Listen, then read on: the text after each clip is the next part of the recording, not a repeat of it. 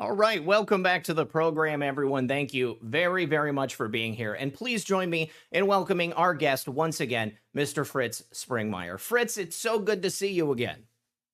So good to be back. I've looked forward to this. And Zach, I want to tell you that your audience, your listeners, your people were very supportive of me, very kind, lots of good donations. So thank you all.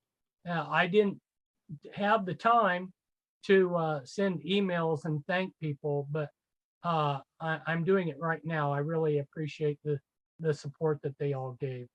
Awesome. That's great to hear. I am a little bit biased, but perhaps my guests, or excuse me, my audience really is the best audience out there in this truth and freedom movement that I can possibly imagine. I love them every single day. I'm here doing these shows, interacting with them, and they've always got a way of lifting me up as much as I try to lift them up as well. So, Fritz, you're wearing a cast on your arm, and I was gonna say, I mean, it's been a couple of months since we saw each other, but I mean, you've had a couple of different life experiences. I think the last time you were on the show, you were either just about to have a new baby, or your wife had just had the new baby. So, tell us what have you been doing the last couple of months?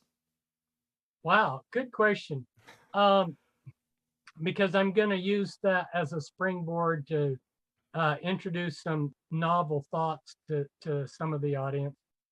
Yes, my wife and I had a newborn baby and in July, after our last show, which was on 15th of July, and we had it at home. And I want to put in a plug for God, and I want to put in a plug for natural childbirth. You see, uh, Zach, if we're looking at a little mother cat that's out in the barn, when it's time for her to have her kittens, she just goes off in where she's secluded and she has her kittens, no problem. But our medical system has convinced women that having a baby is a crisis. Hmm. And unfortunately, the women do not understand what the system does to aggravate the whole birthing process. They do countless things that make it worse. And then they come along and rescue the women. And so I've talked to various women. They say, well, I'm so glad I had my baby in the hospital because I have blah, blah, blah. And I think to myself, yeah, you have blah, blah, blah because you didn't do things correctly and naturally. And yeah, they created the problem, then saved you. It's almost Hegelian dialectics I was there. just gonna say, it's a Yeah, perfect example. yeah. And people don't even realize that the Rockefellers got a hold of the whole healthcare system back in the early 20th century, and it's been totally perverted. And so people that are doctors and nurses, they don't even critically think things through, but they just follow a protocol, Yeah. okay, the protocol for COVID is remdesivir, a ventilator, blah, blah, blah. They're just following, without any thought behind it. And so uh, I've now had three boys at home, and my second son, uh, my wife was in contraction. She was on the bed. My first son was jumping up and down on the mattress, so I took him outside because that's a quite a distraction Of while you're course. giving birth. I can And just imagine your wife like, get him out of here. and she actually didn't. She was really quite pleasant about it. Okay. But anyway, I came in after a little while to check on her, and she's holding this baby. Like, look what the stork brought in. She had the baby all by herself. Awesome. Now, there are hundreds of reasons why you should have a home birth, but just talking about a couple minor ones. One is when you're in the hospital room, you have all these people, strangers coming in, and maybe you're not aware of it, but having a stranger come into the room actually slows your birthing process your labor down, Mm. and that puts you in more danger of having a C-section. Another thing is that they induce. And right now, over a third of the women are having C-sections. And so when they induce labor, it causes problems. People aren't aware of it, which can increase your chance of getting a C-section. Mm-hmm. So there's so many, and I'm not going to get into it, but my wife is an example of how you can do things naturally because God didn't create junk. Right. Right. And I think it's an affront to God. I think it's a lack of faith that people think that God didn't make women where they can have children. Well, Now, we that have. doesn't mean in the past that there weren't problems, because like in the Roman Empire, the pottery that they used to drink out of had lead. So yeah, Mhm. they had health problems. So you can't go back and say, well, in such and such time period, they had so many problems. Yeah, they had problems because they weren't doing things right. But if you Right. do things naturally, like the Bushmen out in the Kalahari Desert, things are going to go fine. So that's one thing that I want to encourage women to start thinking, because they do a lot of things to harm your child. There are so many things that they are doing to dumb us down and to kill us and to weaken us, to weaken our health. And I'm going to talk about that somewhat. But in the first segment that we did together, I gave a lot of heavy duty stuff. I also introduced myself, which was fine. And now hopefully your listeners know who I am. And just, But well, Fritz, just in case yeah, anybody doesn't, this book right here, this tome, probably the book about the Illuminati, like huge influence on me from a very young age. Many copies in print. I mean, so many copies that you can't keep track because they essentially took it out from underneath you, which is horrible. But I mean, at the same time, it means that it's been translated into God knows how many languages. And so it's all over the place. So when people think about the Illuminati and the people that are behind this agenda to destroy humanity and to destroy the planet Earth, I think a lot of people, Fritz, are going to be thinking directly about your book. You know, Zach, in 1990, when I first started exposing the world order, the Illuminati, people were coming up to me and saying, you keep saying they, you keep referring to they, but who is they? So I was so pleased that in 1995, I had a book I could hand people and say, you want to know who the they is? Well, here it is in detail. Yep. Very nice. Very, very nice. All right. So I'm sorry. Please continue. Last time you were on, you were saying. Well, yeah, you got a comment from somebody who was a listener and saying, you know, that what I wrote was discouraging. And my calling actually was twofold, actually threefold, but two parts of my calling. One part was to expose evil, but the other part was to give hope. And so if I really start going really deep into the rabbit hole, I really need to come back and give a deeper understanding of hope. And so I wanted to touch on that. Sure, I want to give some new information and give people a heads up on some of the things that are coming down the pipe so they can be prepared. But I also want to encourage them. When we go to the Word of God, it says faith is the victory that overcomes the world. Mm-hmm. Okay. And that's in 1 John 5:4 for those that like addresses. By extension, not only does faith overcome the world, but faith overcomes the world order, or faith overcomes the new world order. It's all the same. And what is faith? That's something that a lot of people don't understand. First, faith works by love. That's Galatians 5:6. Well, what is love? Well, the only sure and safe way to destroy an enemy is to make that enemy your friend. Mm-hmm. And that's the way of agape. That's the way of Christ.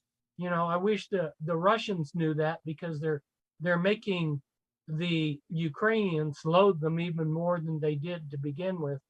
You know, that's the way of Christ, is to turn. And I have some stories of that kind of thing actually working. This is not pie in the sky Pollyannish stuff. It's the what I'm telling you is how things really work. And also says in the scriptures, like in Romans 8:24, that we hope, we're saved by hope, but hope that is not seen. You know, we the word of God gives us hope, but we have to have faith to have that hope. And then, of course, in the Psalms, it says that my defense is of God, which saveth the upright in heart. So again, it's important that we need to work on our heart.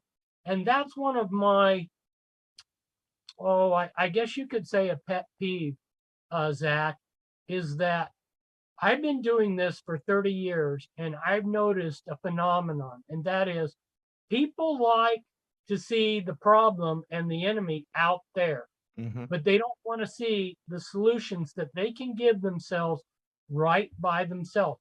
Now, for you to have faith to overcome the world order means you have to work on yourself. Amen. And that's where people want answers. Well, the answers I can give you are things that you have to do. You have to do.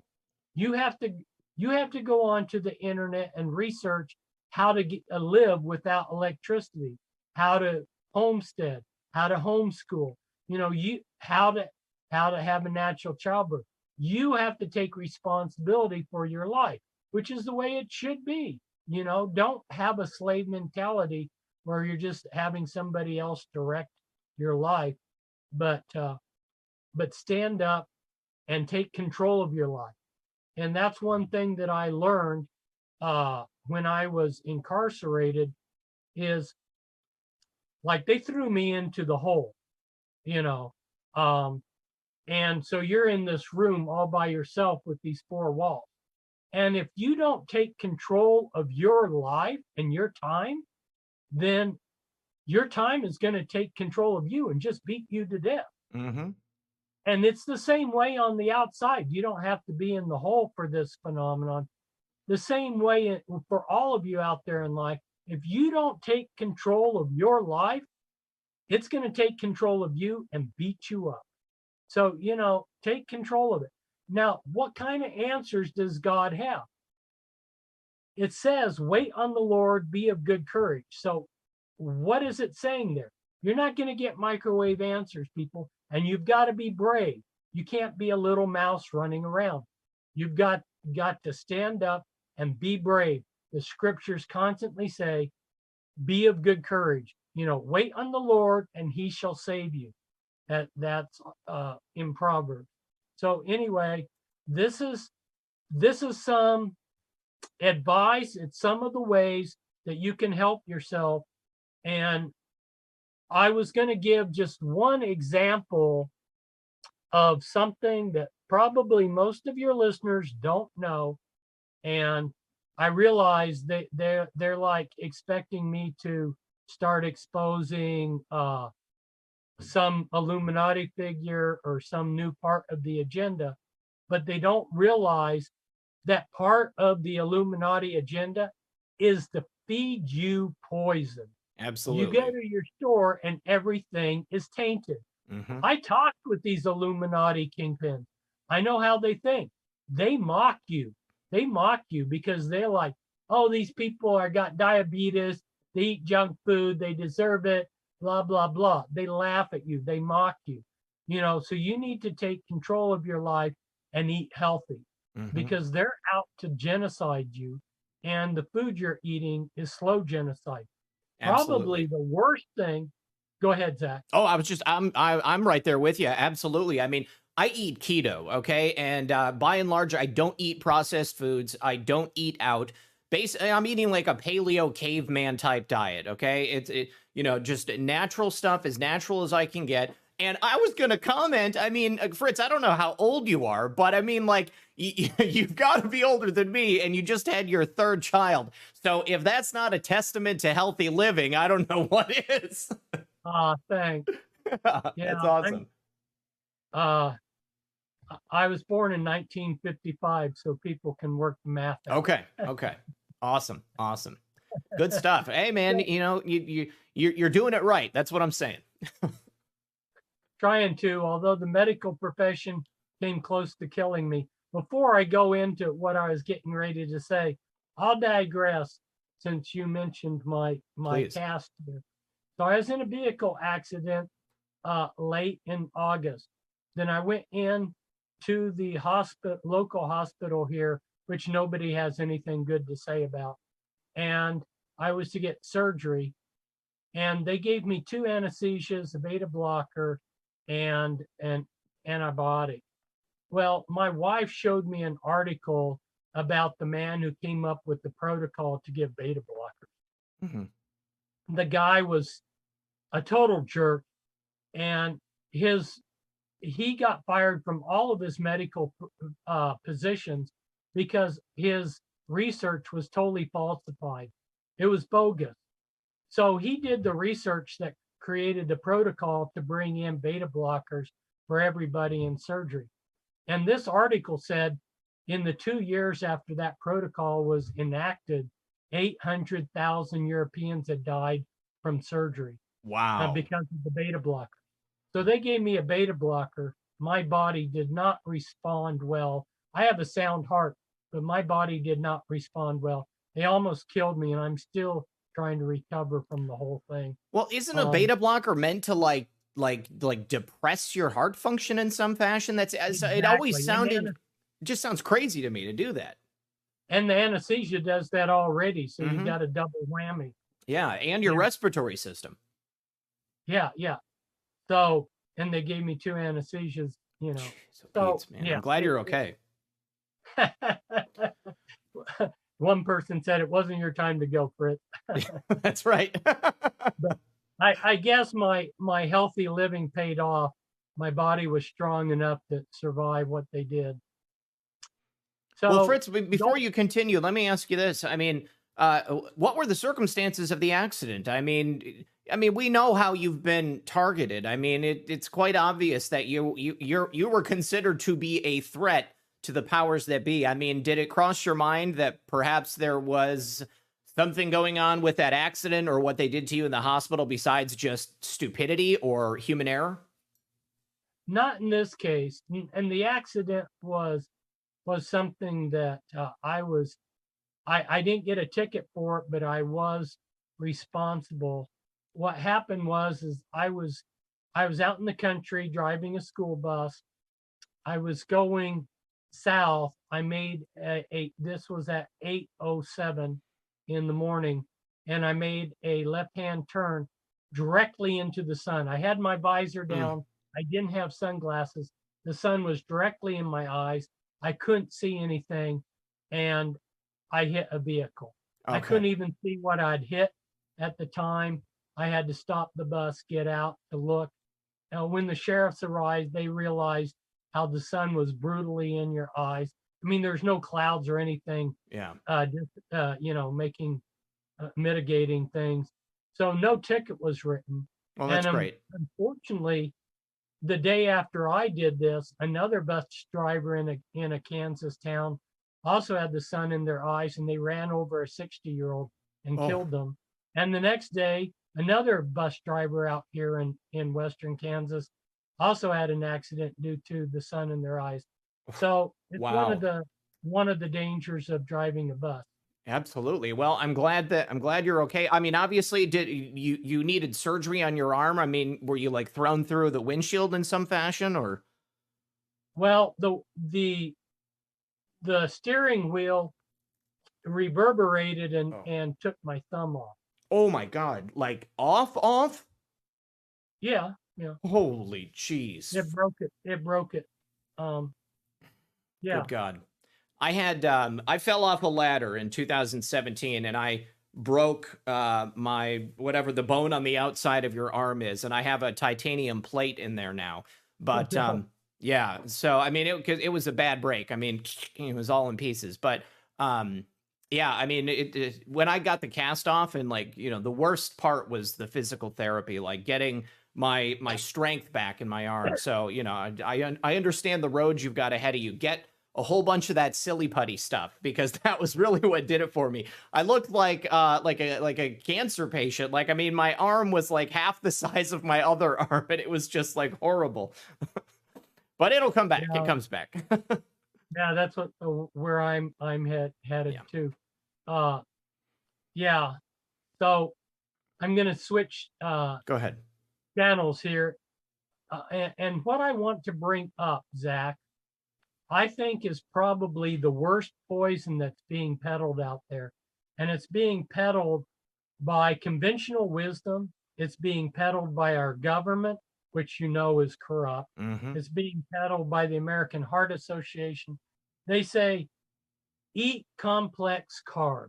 Mm-hmm. You need to eat whole grains. And the thing of it is when we look back in the Bible, we see, the bread of life. We see bread being promoted as a good thing. But wheat back in Bible times is totally different than wheat today. Mm-hmm. So during the 70s and 80s, they genetically modified wheat to the point that there might be, I don't know, 5 or 10% of what the genetics of original wheat in modern wheat. It's been totally genetically modified. It looks like wheat, but it's nothing. It is not wheat. I call it synthetic wheat. Mm-hmm. And nobody did any safety testing on it. And my father, he was one of these ag engineers. He was a scientist. He was testing genetics of wheat strains to help the farmers. They were trying to get them drought resistant Mm-hmm. wheat, and they were trying to get wheat that would produce a dough that was very elastic. And we'll get to that. But in doing that, they didn't do any safety testing of all this genetic modification. And so what we have is something that's really a poison, Mm-hmm. and it's being promoted. So I want to warn people about this, because everything in your body from head to toe is degraded by wheat. And I'm going to touch on that some. So it has brain active exorphins that cross the brain barrier and act as an opiate. Mm. It's the equivalent of an opiate, and it creates blood sugar surges. Now check this out. How many of our listeners would get a plate and pile it with just regular sugar, and get a spoon and just eat plain sugar? Yeah. You No. know, no, that's disgusting. Yep. But they don't realize. And in 1981, the University of Toronto did a study, and they determined that wheat has a higher glycemic value. Its value is 72, higher glycemic value than pure sugar. Really? Eating a piece of bread, that whole grain piece of bread, is worse than eating pure sugar. And what it does is it has a carb called amylopectin A, which is highly digestible. And as soon as that you eat that amylopectin A, which makes up about 70% of the wheat kernel, it creates glucose and spikes your insulin. Mm-hmm. And this is the primary reason there's so much diabetes everywhere, including with our children, Right. is wheat. And every generation has been getting worse and worse. It also creates celiac disease. Besides diabetes, it creates all kinds of so many diseases that it's absolutely incredible. A lot of these diseases that the medical profession says, well, we don't know what causes it. Like I had a friend who had Crohn's disease. It's caused by wheat. Yep. Irritable bowel system. It's caused by wheat. On and on. And so it's devastating people's health. And one of the worst things it does is cause this wheat belly around your middle. It creates this the cereal fat. Now, what's dangerous about belly fat? Because your organs become fatty, and fatty organs are very dangerous. And plus all the inflammation that you get. So this propaganda, this narrative, eat more healthy whole grains, this narrative is bogus. And okay, so the other part of the wheat kernel, besides the amylopectin A, and by the way, there's different forms of amylopectin. Amylopectin A is the worst, but there's other forms out there. So wheat just happens to have the worst form. The other part, the protein part of the kernel, which is like 15% of it, is made up of gluten. Now, other things have gluten, but wheat gluten is especially dangerous, and it causes all kinds of things. So, you know, some people realize that they can't eat gluten.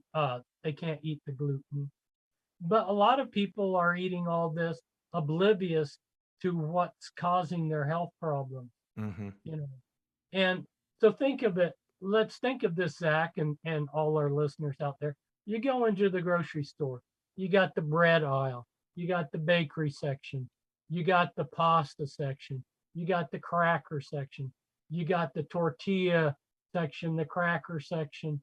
You got the processed food section. I mean, basically, throughout the entire store, you've got wheat products. Exactly. It's like the foundational thing, Yep. and it's so dangerous. So this is something that people can do. And, you know, so don't throw your arms. There's nothing I can do. Yeah, there's lots of things you can do. You can move forward in faith. Again, what is faith? Let me call your attention to Job and Abraham.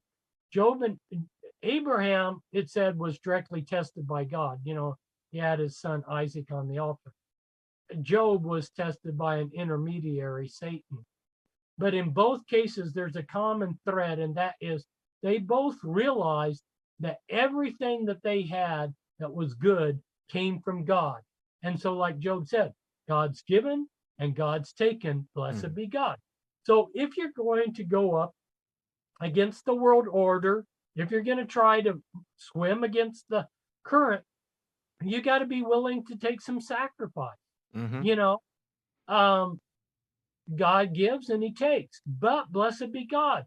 And the word tells us, and I can validate this in my own life because I basically lost everything. It says in the word in Romans 8:28, all things work together for good to those who love God and are called according to his purpose. So the worse things are going, the more I cling to God and love him because I want him to flip those things to good. And repeatedly, I have seen things that I thought, well, how can God bring any good out of this? But he did. He did. And look at this. Like Job, God's restored my life. I have a wonderful family, a wonderful wife. I just, you know, I love life. And so I encourage people to move forward in faith. And, you know, sometimes you're going to have to buck the system. Daniel, he's in the palace of the world power, the king of Babylon. And it's maybe counterintuitive to think that his food was better than the man who ruled this world power, the king of Babylon. But he realized that his food was healthier. This is the same thing that I'm talking about. You're going to the grocery store and you're seeing all this beautiful food, and it's all basically, there's a few things, but most of it is tainted. They have intentionally done things to taint it. So you know, they've stuck sugar in everything. They've you know, your toothpaste is sweet because it has sugar in it, and they hide that sugar under 30 different names. And and so many other things that they're doing. natural flavoring and stuff. So anyway, just be aware of this. Oh, one last thing maybe I could throw in here that might encourage some people to give up wheat. When they genetically modified it, they wanted it to be able, the wheat, to take Roundup. Roundup is poison, people. And Roundup will hurt your liver, your pancreas, your intestines, your gonads, you know. And so wheat and corn will both, they have been genetically modified so that you can spray Roundup on them and the crops won't die. Mm-hmm. And I understand raising corn is hard. I tried farming. My people who are farmers on both sides of my family. I understand, the farmers trying to make a living, but you have to be responsible for your health. And if you're going to eat something that's had Roundup on it and still has traces of Roundup, you're going to have problems, people. Mm-hmm. So that's a little bit of some information there of something that you can do. There's so many other things. People, I could talk for endlessly about all the different things that are out there trying to kill you, and all the things that are out there to try to dumb you down. Zach, I might digress here and just talk about one little thing. So one of the hats I've worn is a handwriting analyst. I'm a certified graphoanalyst and a certified graphologist. That's cool. And yeah, and the FBI uses this, but they've tried to convince the public that it's hooey. But no, it's got a lot of power to it. But anyway, the older scripts that they taught in school like 40, 50 years ago, they encouraged logic, they encouraged deep thinking, they encouraged all the kind of thinking that you would want. Mm-hmm. And around 1990, the school started shifting to an italic script Yep. that was dumbing people down. And then eventually they just quit teaching handwriting altogether. It's true. So I went back to college in 2015, 2016, and one of these millennials told me, Fritz, they wouldn't teach me cursive in school. So when I was in high school, I taught myself cursive, and I turned in an English essay in cursive, and my teacher handed it back and refused it, and she rejected it, and she said, don't you ever do this again. I can't read cursive. So this is what's horrible. This is what's happened in our schools.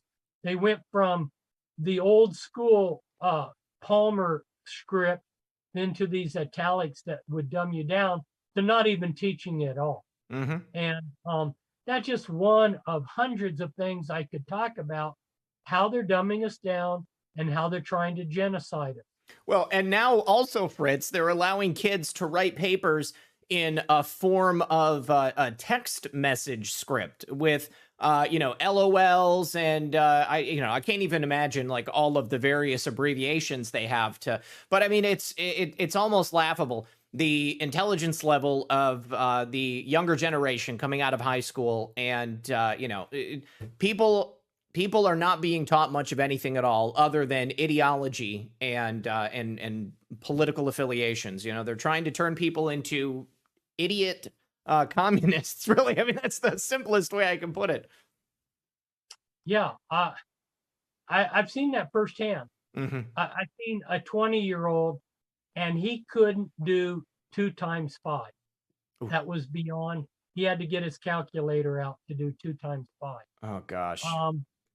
I have seen, for instance, this guy was an A student. He was getting all kinds of student awards. He was down at the University of Oregon in Eugene, and he called his mother. This is a college student. He calls his mother and says, Mom, where do you put a stamp on an envelope?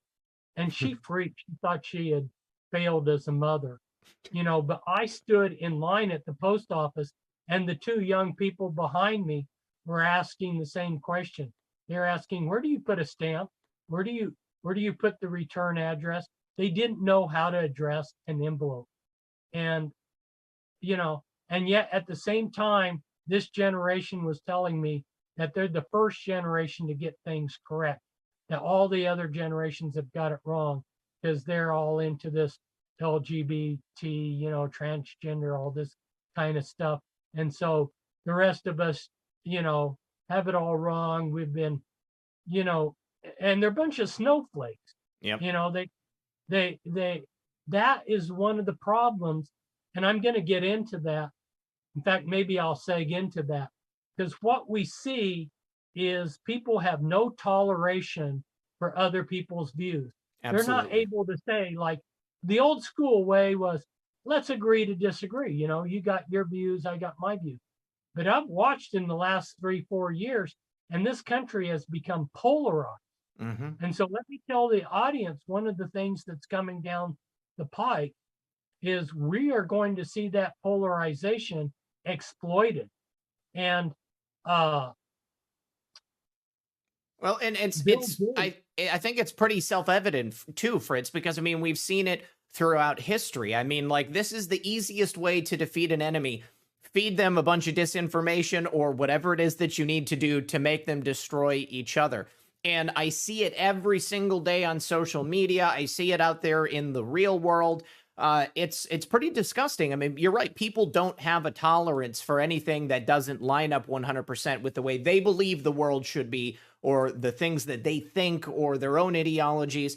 And I think that on the right, we like to think that we have a far more open mind, but I've seen that very recently not be the case. And I know that there are a lot of people out there who, are comfortable to allow people to exist in a different frame of mind, so to speak. But more and more people, I feel, are going to these extremes, and they just can't handle the idea that something is different from how they think it should be. Exactly. Well said. So Bill Gates said that this polarization that we see in this country may end it all and bring on a civil war. Well, when someone like Bill Gates says something like this, why is he saying it? It's because he and his Illuminati buddies are trying to bring this about. It's exactly. Like they war gamed COVID before it happened. He's not saying this frivolously.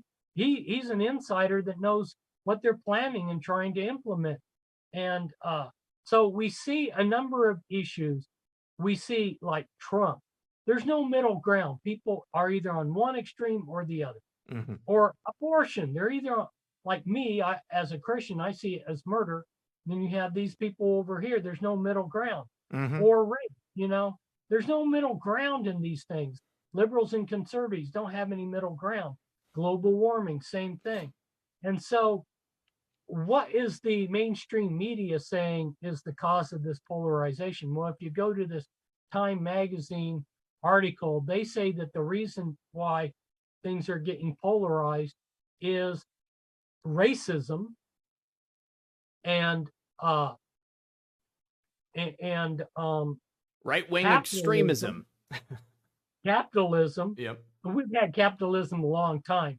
And, the third reason is you have these algorithms on social media where people are able to get into their own little niche. Mm-hmm. Well, I would venture to say those are bogus reasons. The real reasons, I'm going to give 3 reasons why there's polarization in this country. And that is mainstream media keeps hammering every time there's an incident. It doesn't matter if the perpetrator was Black or Latino. They say he was a white supremacist. Mm-hmm. And they keep hammering this race issue, and they keep trying to divide us on these issues. Mainstream media. And then people like George Soros funding things like Antifa. And then, this will surprise some people, but my third thing that I would say that's polarizing us is the Federal Reserve, because secretly they are giving the rich, the elite, these Illuminati kingpins, they are giving them trillions of dollars constantly, secretly. And how do they do that? There are certain companies corporations that the elite have lots of stock in. And the Federal Reserve, which is a private corporation who's run by these Illuminati figures, they quietly put trillions of dollars into these corporations, meanwhile helping us have inflation, meanwhile destroying the middle class. So the middle class is being wiped out, while the elite are getting filthy rich. There's a polarization there. And so the Federal Reserve is doing a lot. And so I know you're aware of the Rwandan genocide. Rwanda was a country in Africa, and or still is. And in April through July of '94, there was what's called the Rwandan genocide, where between 600,000 and 1 million Tutsis were killed. There were two major tribes in Rwanda, the Tutsis and the Hutu. And I know for Americans that sounds like a Dr. Seuss book or something, the names of these, but that's what they were named, the Hutus and the Tutsis. And they had animosity towards each other that had built up over the years. And then the Hutu president was killed. And that made the people angry that were Hutus. And the system, the Illuminati, they figured out the exact wavelength, that to take the brain, if the brain is angry, they can elevate that anger to homicidal rage.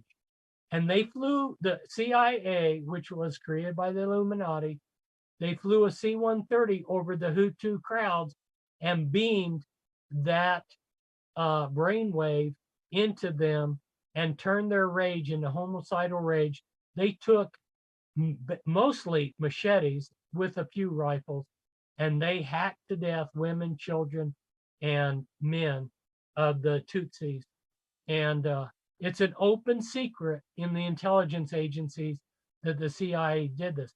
Now, all they have to do, they can use our cell phones to activate. They can send that brain wave through our cell phones, and so we're that vulnerable. So if we get angry at each other, and imagine what they can do, they can elevate that to homicidal rage.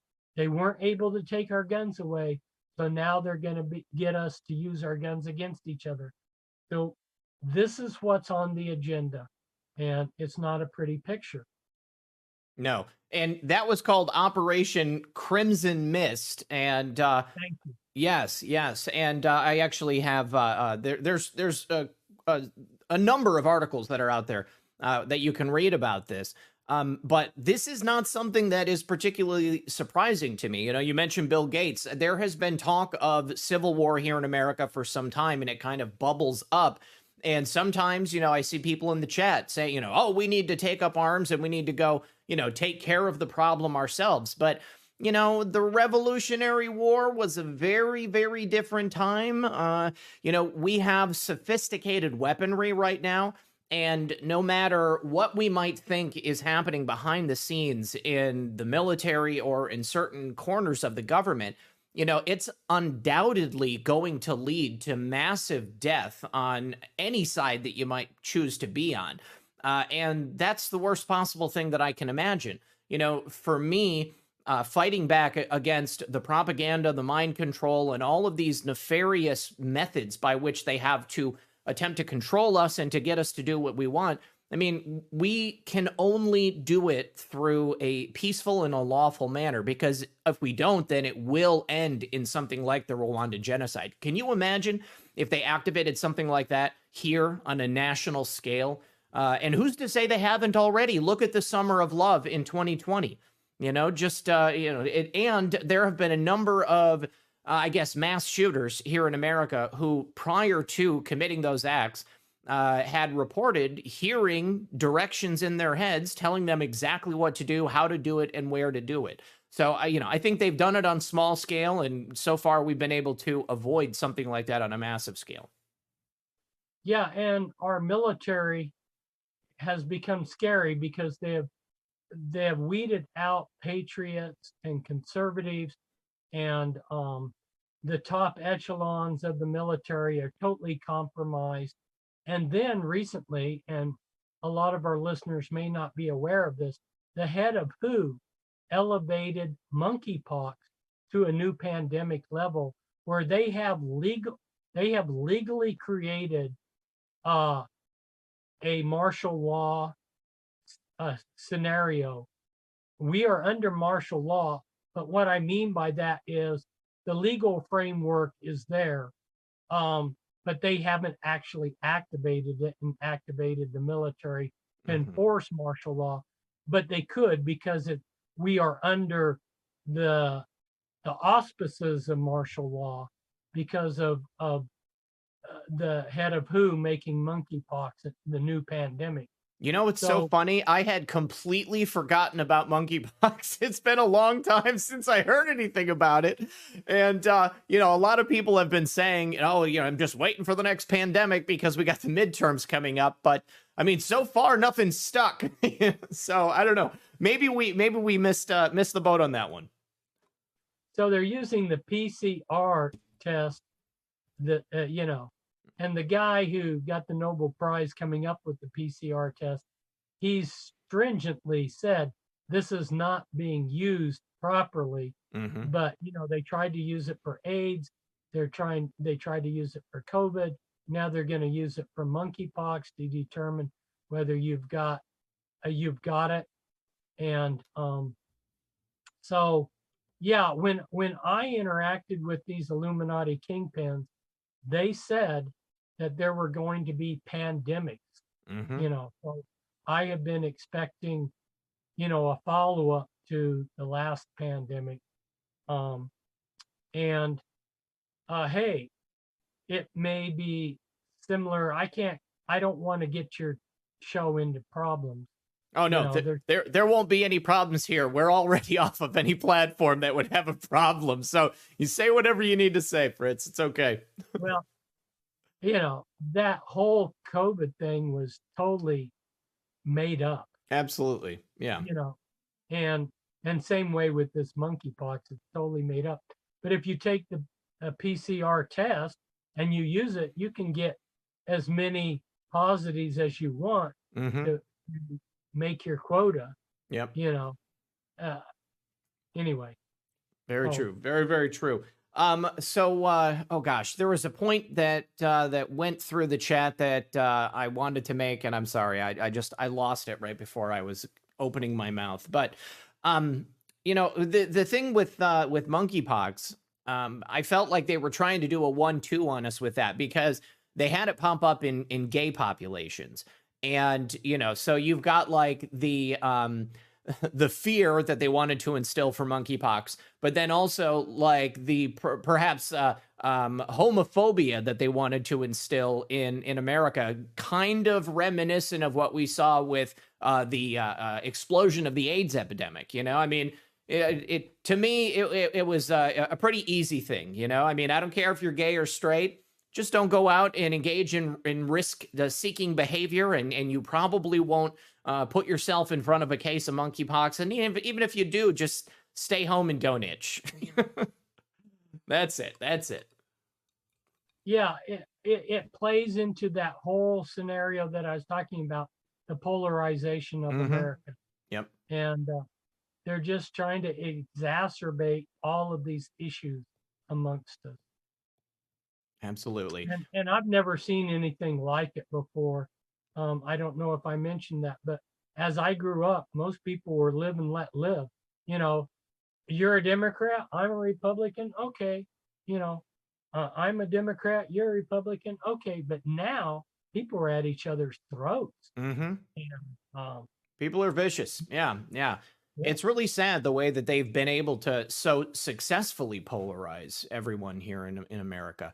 You know, and I mentioned this the other day too, Fritz, you know, in the absence of, so we used to mingle with each other, you know, and then it got contentious, and then they censored us and they kicked us off of these platforms. And now Luckily, we have things like Truth Social and Rumble and stuff. But I mentioned that in the absence of the presence of the left, we've now resorted to attacking each other, and there are so many people out there who are just trying to.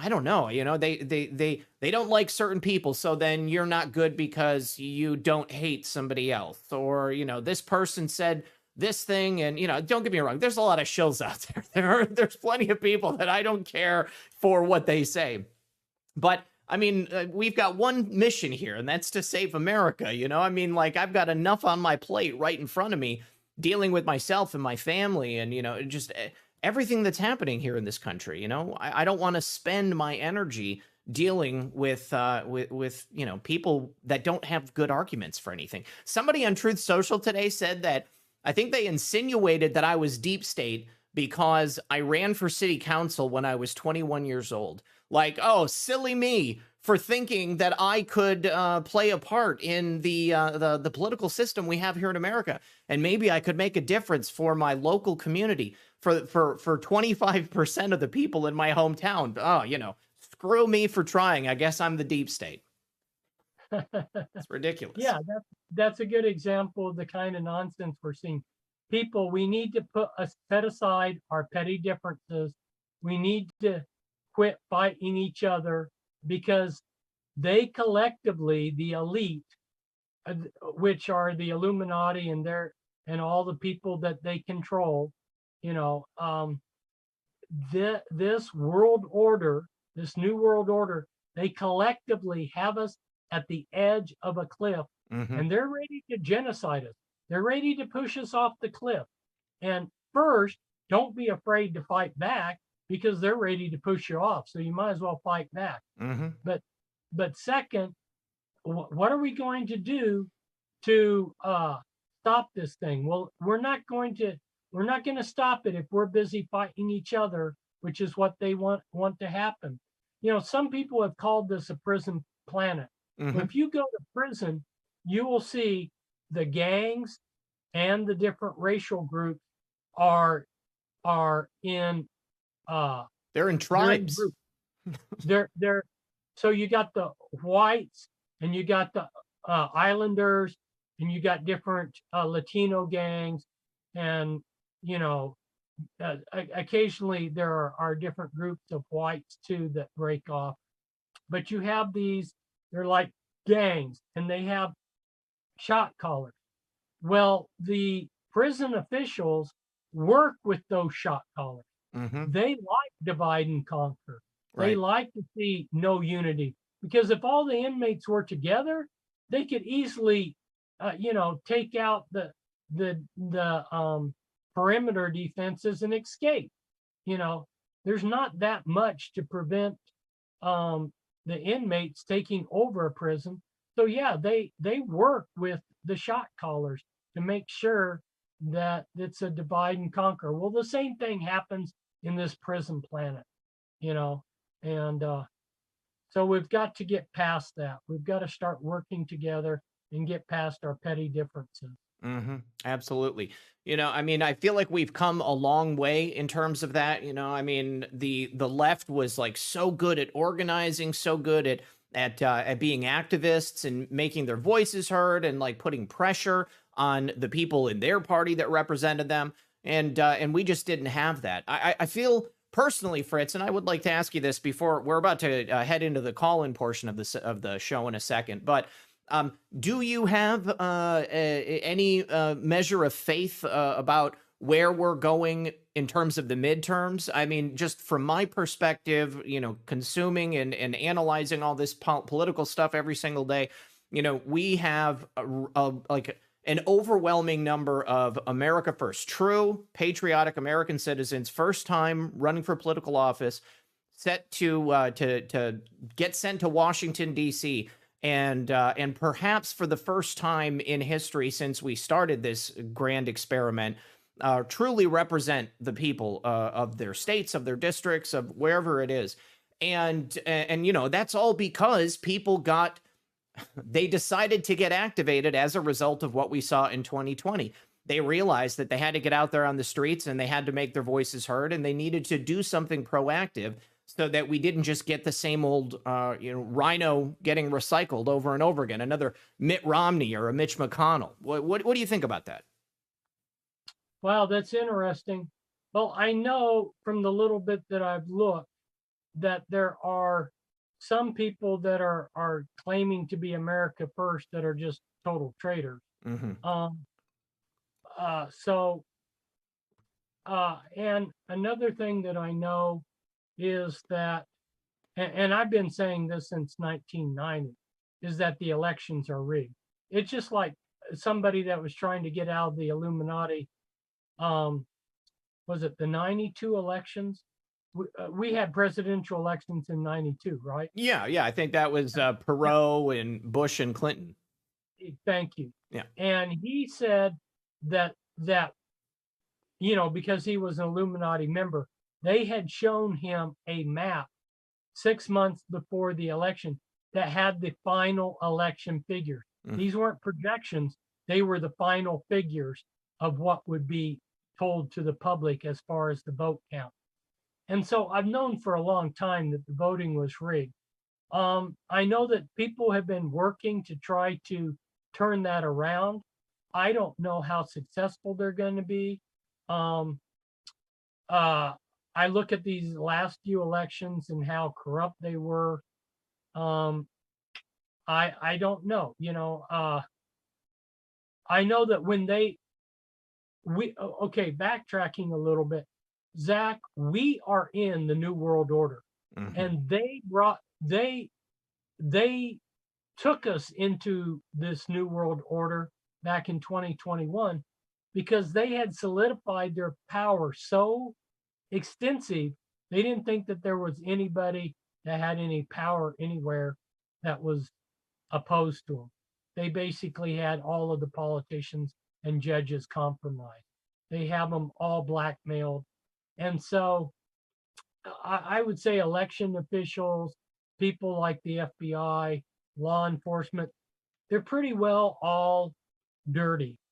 And I hate this. I hate it that so much of our law enforcement is no longer honest and legitimate. But I've seen that firsthand, and so uh, it'll be interesting. I don't want to be a negative person and say that there's no hope.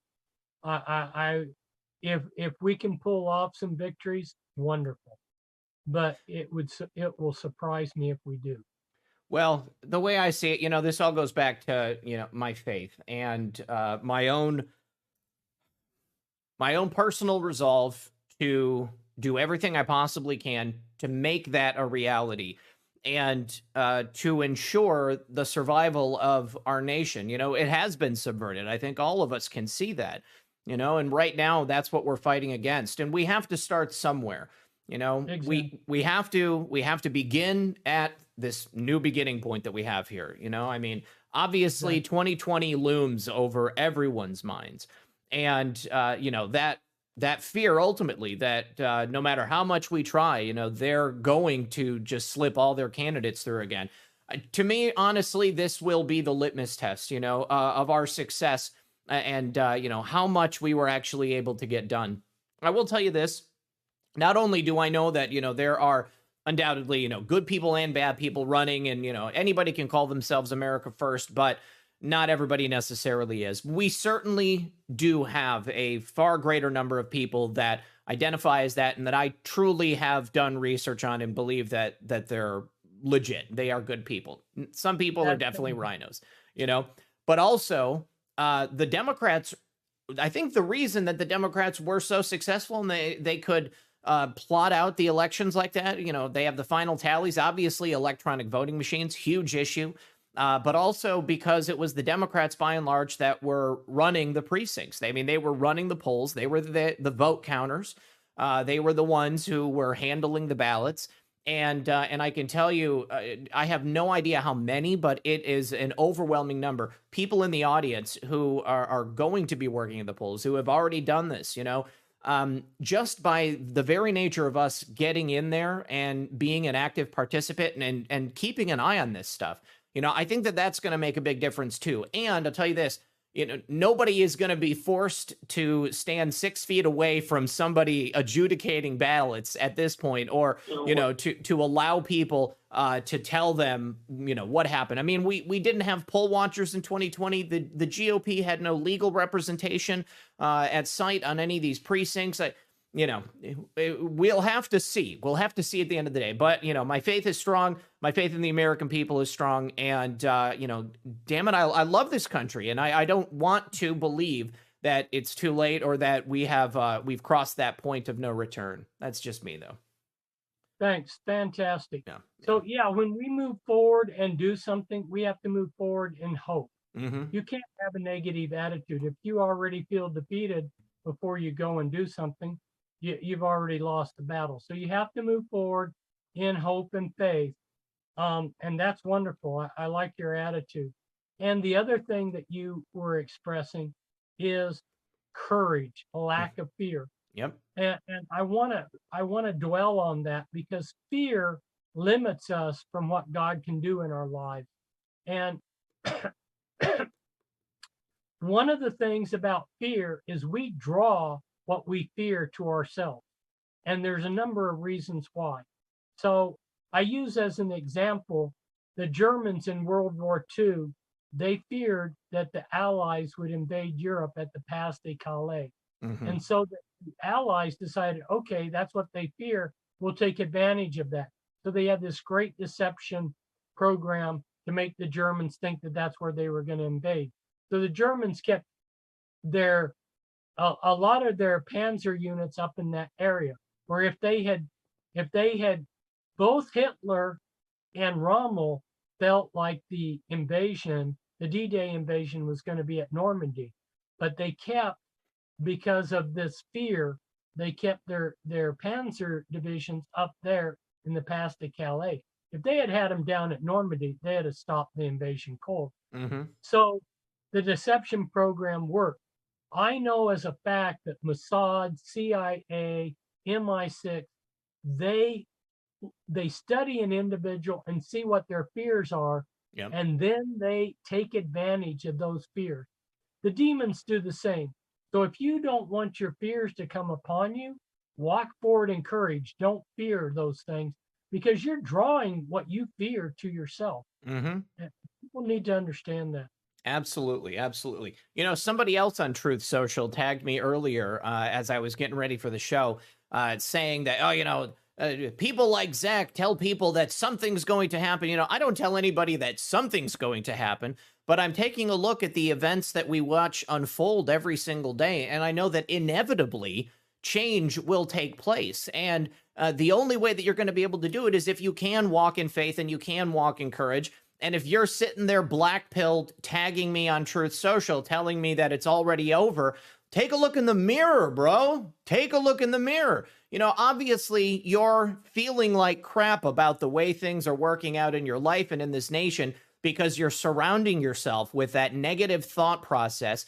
You are focused entirely on that. I don't want to live like that. I want to continue to walk forward in faith, in courage, and know that it's going to be a better tomorrow, because I'm telling the world that it's going to be a better tomorrow. I'm actually working towards it, and I'm not just allowing myself to wallow in self-pity. And everybody else out there who has that same attitude, I think that you're a much better person for it. It makes life a lot more bearable at the end of the day. All right, we're going to open up the calls right now, guys. We've got somebody on the line, so let me bring in our first caller. Caller, make sure you mute that stream. And welcome to the program. Caller? Hello? Hi, can you hear me? Yeah, I can hear you guys. Thanks for taking my call. Absolutely. Can we get a name? Yeah, this is Joshua Abraham. Joshua Abraham, good to hear from you, buddy. Perfect person to open the calls. Awesome. I hope you've been enjoying the show, Josh. Oh, I've been loving it, man. My Seattle Mariners are in the playoffs right now, and they just can't seem to get a win or let alone a run against Houston right now. But that's okay. I had to turn that off, and I had to watch my dear friend and mentor, Mr. Springmeier come on the show. I've just been loving this, just watching it all night. It's been great. Good stuff. Good stuff. And I see some people out in the chat are only just getting here right now. On Saturday nights, the show starts at 9 p.m., but fret not. You can go back and watch the replay after this is done. So Josh, what have you been up to recently? And I mean, obviously, you're another researcher. You're somebody else who loves this nation dearly. You obviously have great faith. And you're one of those people who's not just going to let the world kick you in the ass, so to speak, and tell you where you're going to go. Well, recently, I just turned 40 on October 10th, and I've been really working what I learned in Freemasonry about the uses of forces. Like, I've been getting off all nicotine, all junk food, all alcohol, all addictive substances, and I've just been really focusing on my health, and I've been really focusing on just my personal vibration, how to strengthen my vibration towards the outer world, and just everything I learned in Masonry about what they call the force. And I've been using that knowledge and just been diving into my King James every day and just been meditating on my scriptures in my King James Bible as much as I can, and just trying to build up my vibrational force for Jesus Christ. And just like Mr. Fritz Springmeier was saying, like, if you want to, change the world, you got to change yourself from within first and exert that energy. And ever since my 40th birthday, that's what I've been doing. And I've just been feeling a lot better. I've noticed a big change. It's only been like a week, not even a week. It's been about 6 days. And I've just been really working on myself. And I just really wanted to really change my life for the better now that I'm 40 years old. Because as any man my age will tell you, physically it doesn't get any better. Yeah, it's true. It's true. Oh man.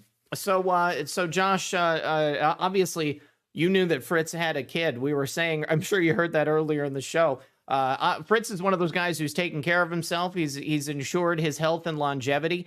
And there's definitely something to be said for living like that. I mean, you only get, this is your only go around this time. So you might as well take care of the vessel that you were given if you're going to make it to a ripe old age. Well, Mr. Springmeier showed me a picture of his son, John, recently, his third son. And like I was telling him, I was like, wow, like Jehovah really has to love you to pieces and just really favor you, because Mr. Springmeier, knows, and every Bible scholar knows that when Jehovah blesses you with that many sons, you really have a favor in his eyes.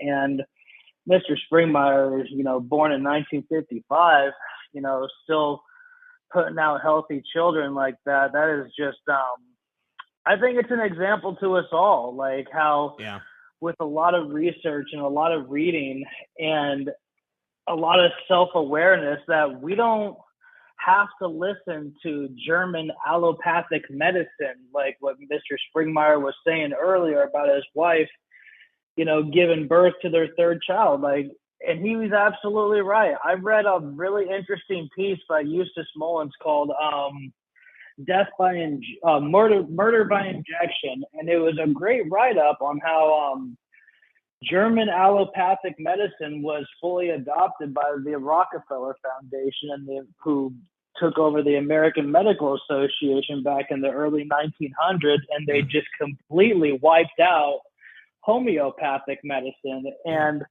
if you just do your research, the homeopathic medicine, I like the perfect example is they have all these hospitals with great procedures and great pills and great medicines that they would have you think, but look at the food they serve you. Mm-hmm. Yeah. It's just like, the homeopathic side of the food is just terrible. It's just garbage. No, I mean, it's so clear that what you put in your body is what's going to fuel your life on a daily basis. And they just want people to eat garbage, you know? I mean, like, it's great. You know, this is one of those things that, like, when people realize the depths of the plan that they have, instituted to try to destroy humanity, people get overwhelmed, you know, because it's medicine, it's education, it's the food. I mean, it's like all encompassing. You look in any direction and you can essentially point out some aspect of the plan that they have in place. And so, you know, I mean, you really do have to look at it from like a holistic perspective. I mean, there isn't any one thing that you can't pay attention to or that you can't address within yourself. I mean, you've got to be as pure and as natural as you possibly can be. Otherwise, it's going to happen. Like, you know, I mean, just thinking once more about, childbirth and the number of births now, Fritz, that you had mentioned are cesarean sections or are being induced. You know, I mean, like the idea of a doctor telling a mother, you know, come in on the 31st, we're going to have your baby then. I mean, that's just so unnatural.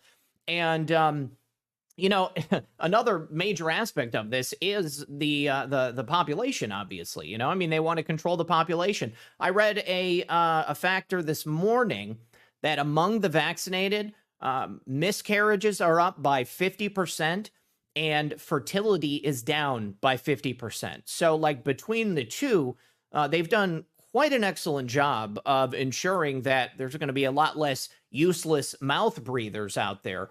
When it comes to the next generation, you know, I mean, like they've definitely won a battle there, as far as I'm concerned.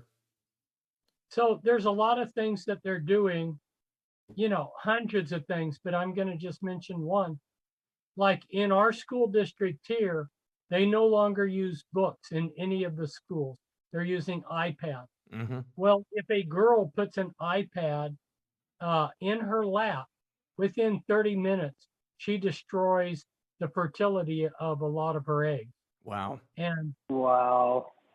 now our school buses are not air conditioned. We have no air conditioners in our 40 odd buses, but they have iPads. Wow. Well, So I think that also has to do with the control and flow of information too. You know, I mean, books were some of the most dangerous tools that people have had throughout humanity since the printing press was invented. You know, and now clearly they want to censor certain types of information. They want to only allow people to read this or that. And the easiest way they can do that is by destroying everything that's in print and then forcing it just to go through electronic means, because I mean, they can edit it on the fly. You know, it can say one thing one day and then another thing the next day, depending on how they want the narrative to be shaped. and also I noticed when I was going back to college in 2015 and 2016, the younger generation didn't realize the value of hardcover books. Hmm. Our in college, we used to have actual textbooks, but all of our textbooks were online and on the computer.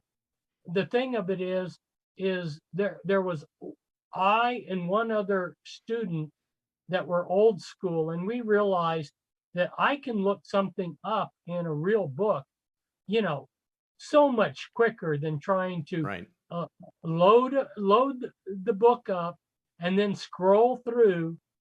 Um, I can just flip to the index or flip to the right page or whatever instantly, and so we both bought our hardcover book.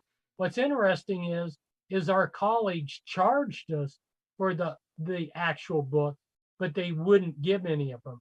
We had to buy the actual books ourselves, even Wow. though the college charged us for it. That's insane. Well, listen, Josh, we got to take the next caller, buddy, but I wanted to know if there was anything else you wanted to bring up for Fritz before we move on.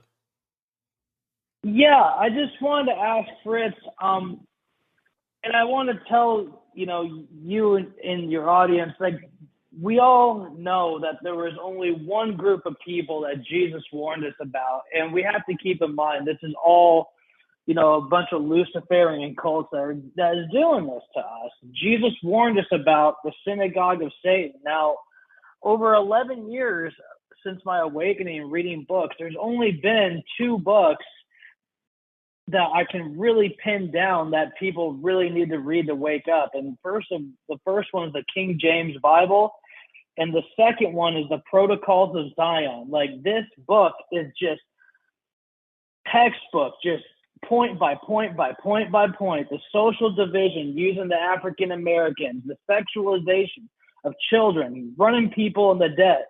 And I just want to ask Mr. Springmeier, what is your opinion on the Protocols of Zion? Like, what is your take on it?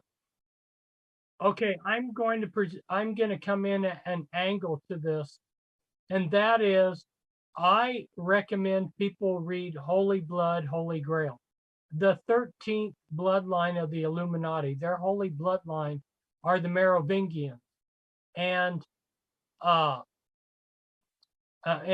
talk about them in Bloodlines of the Illuminati. When you read Holy Blood, Holy Grail, you will see that they give credibility to the Protocols of Zion, and they point out in Holy Blood, Holy Grail, they point out how the history of that has been misrepresented. So I would direct people that way rather than, I mean, I have my own insight or opinion, but I'm saying, okay, go to these researchers. The book was written by a trilogy of authors, Lincoln, Lay, and Pageant, and they researched this bloodline, and they concluded that the Protocols of Zion was part of this bloodline.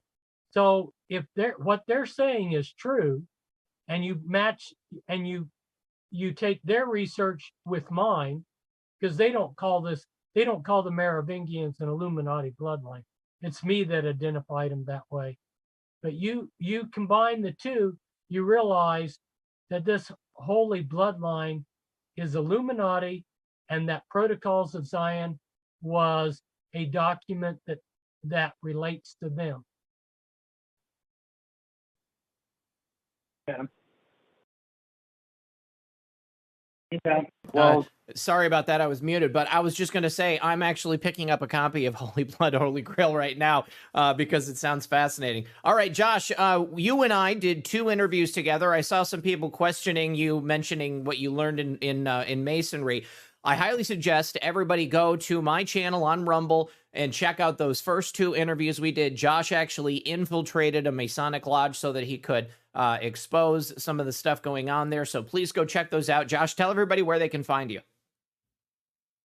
Yeah, what I was talking about earlier about the force powers, I talked about that in my first interview with you, about seeing the 4 holy books of the 33rd degree of Scottish Rite Freemasonry and learning the ancient secret of 33rd degree Masonry. And basically, the King James Bible is one of the 4 holy books, and the one that I chose, because I chose that path for my personal preference. But yeah, anyone can find me on Facebook on the Abraham Project. They deleted my Twitter. They deleted my Instagram. Facebook is I'm currently in Facebook jail right now. I always get put into Facebook jail. I make it out sometimes, maybe for like 2 or 3 days, but then I post something or comment on some and they just instantly throw me right back in. But yeah, you can find my work on the Abraham Project. And if you'd like to do another interview, I'm always down, Zach, to explain to people the force powers. And everyone, please donate to Mr. Springmeier. Like, Mr. Springmeier has been in this game for so long, and without him, we wouldn't know the bloodlines, and DNA never lies. Without him, we would not have the information that we do now to actually pinpoint and know who is doing this to us. So please, I ask everyone, please donate to Fritz Springmeier and his cause, and please always remember that he gave us the bloodlines, and blood never lies. So thanks for having me on. Thank you, Zach, and thank you, Mr. Springmeier. Thanks, Josh. Good to hear from you, buddy. We'll talk to you soon. All right, we've got Jason B coming in. If this is the same Jason B that I think it is, yes. Perfect. Jason, good to see you, buddy. Hey, Zach, can you hear me? Yeah, we've got you loud and clear. Hey, man, good to see you too.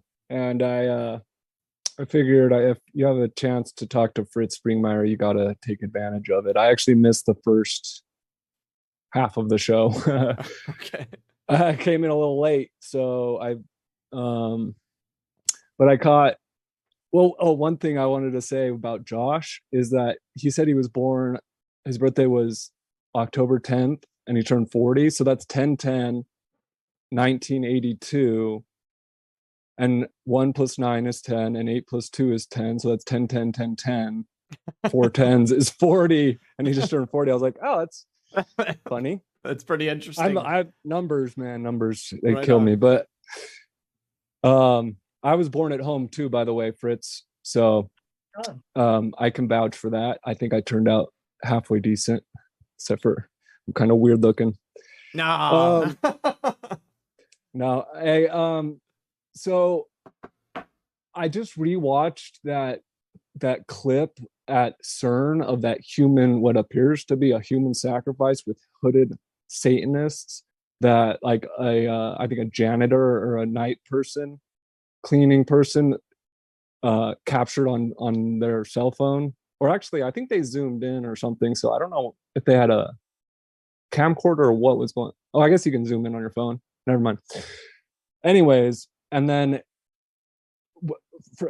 I guess I wanted to get Fritz's, if he's seen that video of that what appears to be a human sacrifice happening in the courtyard at CERN, and as far as I know, that has not been debunked or whatever, disproven in any way. I think they came out and said it was just a mock ritual or whatever. Yeah. Some ridiculous excuse. But then even on top of that, they held that other very strange theatrical ritual that also had some reference to Shiva in it.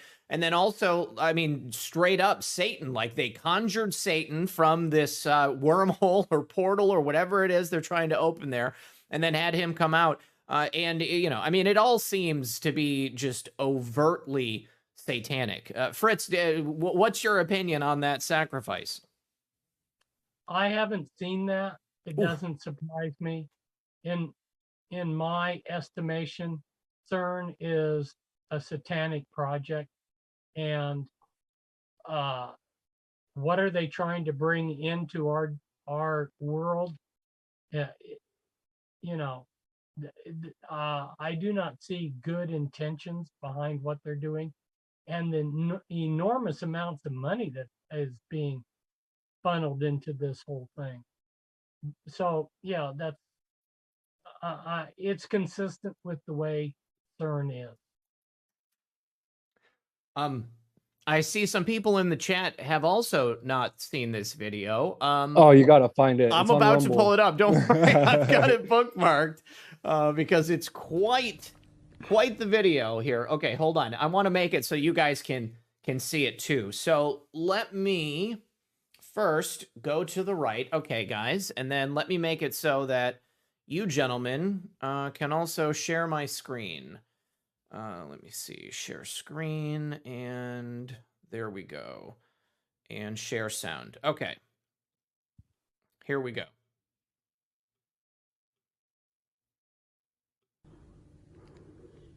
And there you can see the giant Shiva monument in front of CERN. And look at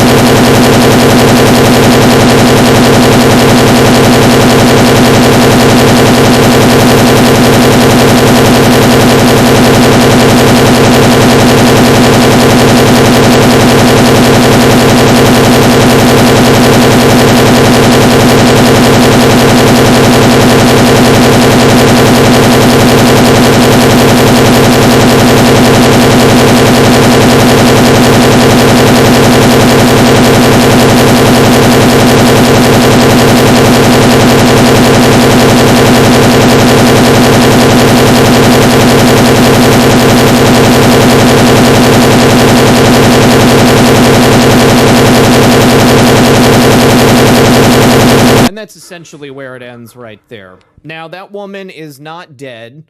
Oh, looks like we lost Jason. But that's fine. Jason, you feel free to call back in if you want. But so you've never seen that, Fritz. That's crazy. Isn't that just amazing to see that on screen? Yeah, and I had a comment in line with this whole discussion. Back in 1991, one of these 4 women that I was working with that had been in the Illuminati and was trying to get out, she told me that the Illuminati were getting into quantum physics, and that she wanted to study quantum physics so she would understand where they were going with their organization. So that was interesting, and definitely they have been. Well, I mean, the logo for CERN, it looks like 3 6s that have been turned on their sides, going in different directions. I'm trying to see if I can find a picture of the that satanic like summoning ritual that they did. But one question that I wanted to ask is, I mean, we said we were going to talk a little bit about the Great Reset too, and obviously the guy behind the Great Reset, Klaus Schwab, and his handmaiden Yuval Noah Harari, his best friend there. Have you done any research to see about connecting the bloodlines of the Illuminati to any of these people that we have seen on the global stage recently? I mean, specifically Schwab and Harari? Yeah, Klaus Schwab is Illuminati. And the head of the Illuminati, back when they were trying to recruit me, because when I got out of prison, my reputation had been totally destroyed, and they made an offer to recruit me. It didn't work out for them, but it gave me an opportunity to interact with them, talk with them. And he talked about going to Davos and to the World Economic Forum. At the time, it didn't mean anything to me. I'm like, right, okay, so the head of the Illuminati is going to World Economic Forum. So these Illuminati kingpins go to it. I mean, I was still Trilateral Commission, Council Foreign Relations. I was still hooked on all these older organizations, and hadn't really realized what the World Economic Forum was all about. So yeah, I can say without any reservation, World Economic Forum is Illuminati project. They got all their nice buzzwords: Great Reset, Fourth Industrial Revolution, Build Back Better, stakeholder capitalism, and then you're not going to own anything, but you're going to be happy, people. And they're behind this move that we're going to eat poop. Eat poop and bugs. There's this expression, eat SHIT and die. Mm-hmm. Well, that's what they're literally telling us. And when I first heard that, I'm like, nah, really? And then I found out that there's a Japanese company that's already done the research, and they've learned the technology to turn human poop into edible protein. DARPA has also been doing that research, our tax dollars at work. And so, yeah, they're already putting bug protein into our food. So yeah, we're going to eat bugs and poop, and we're not going to have anything, and we're going to be happy. And that's the way it's going to be until they get rid of all of us, because we're useless eaters. So just for anybody doubting what Fritz just said, this is something I actually remember from about 10 years ago. This is absolutely true. A number of different organizations were seeking how to extract the leftover protein in the human excrement that we pump into our sewage systems every single day. and they quite literally made artificial meat from the protein that was in our own poop.